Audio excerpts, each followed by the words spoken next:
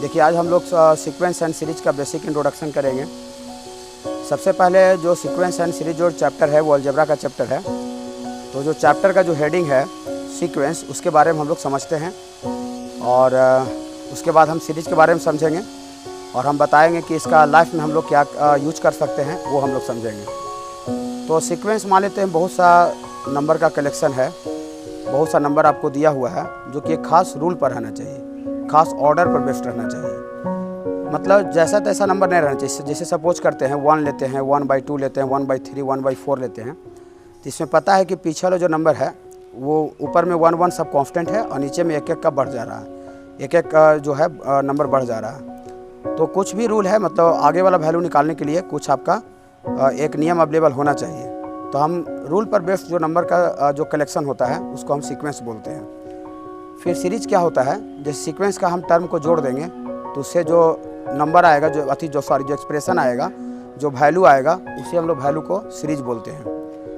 तो मान लेते हैं, सपोज करते हैं कि आपका इसमें लाइफ में हम लोग क्या यूज़ कर सकते हैं। सपोज करते हैं कि आज कोई आदमी है, सपोज करते हैं आज 2 रुपया जमा किया, कल उसका हर एक दिन उसका दुगना जमा कर रहा है। मैंने आज 2 रुपया जमा किया, कल आपको 4 रुपया जमा किया, फिर उसके बाद 8 रुपया जमा किया, फिर अगला दिन 16 रुपया जमा किया।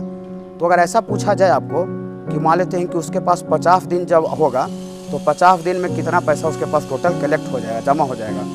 जिसको हम काफ़ी सीक्वेंस एंड सीरीज के हेल्प से बहुत हम आराम से, मतलब मैथमेटिकली अगर सीक्वेंस एंड सीरीज का हम कंसेप्ट लगाए तो बहुत हम आराम से, मतलब विदिन मिनट 1 मिनट के अंदर हम इसको पता कर सकते हैं कि 50 दिन में वो आदमी के पास कितना कलेक्ट हो जाएगा। तो इस तरह का हम लोग लाइफ में सीक्वेंस एंड सीरीज का काफ़ी यूज़ करते हैं। तो इसमें हम लोग को जो मेनली जो टॉपिक है वो एपी का स्टडी करना है, अर्थमेटिक सीक्वेंस या फिर जो जीपी ज्योमेट्रिक सीक्वेंस, और ये एचपी होता है। और उसके बाद कुछ स्पेशल सीरीज का जोड़ होता है।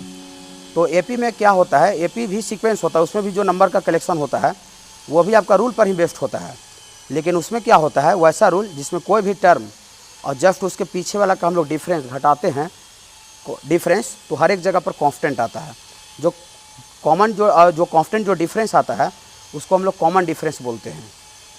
तो जैसे सपोज करते हैं कि हम लोग पहला टर्म 3 ले, फिर 6 ले, 9 ले, 12 ले, 15, ये सब ले, तो उसमें आपका जो 3, 6, 9, 12, 15 है, वो जो नंबर का कलेक्शन है वो आपका एपी होगा।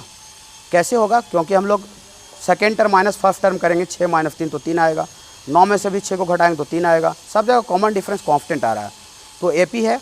फिर अगर ज्योमेट्रिक प्रोग्रेशन के बारे में हम लोग बात करें, ज्योमेट्रिक सीक्वेंस, तो उसमें आपका कोई भी टर्म उसके पीछे वाला का जो रेशियो होता है, रेशियो अनुपात, वो आपका कांस्टेंट आता है। जैसे सपोज करते हैं कि आपका हम 2 लेते हैं फर्स्ट टर्म, उसके बाद 4 लेते हैं, फिर 8 लेते हैं, फिर 16 लेते हैं, तो 4/2 हम लोग 2 करेंगे तो फिर भी आपको 2 आएगा, 8/4 करेंगे तो भी वहाँ पर भी 2 आएगा, 16/8 करेंगे तो भी 2 आएगा। तो इसमें आपका जो रेशियो है टर्म का वो आपका कांस्टेंट आ रहा है। तो ये आपका जो सीक्वेंस है वो आपका ज्योमेट्रिक प्रोग्रेशन कहलाता है। और जो एचपी होता है वो हम लोग जो एपी सीक्वेंस आता है उसका हम लोग रेसिप्रोकल कर देते हैं। जैसे सपोज करते हैं 2, 4, 6, 8 आपका एपी में है तो उसका रेसिप्रोकल कर देते हैं 1/2, 1/4, 1/6, तो ये हम लोग को आ जाता है एचपी में आ जाता है। तो लाइफ में हम लोग इसका सीक्वेंस एंड सीरीज का काफ़ी हम लोग यूज़ कर सकते हैं, बैंकिंग सेक्टर में यूज़ कर सकते हैं, ठीक है ना। तो बाकी हम लोग डिटेल्स भी क्लास में स्टडी करेंगे। Okay, thank you.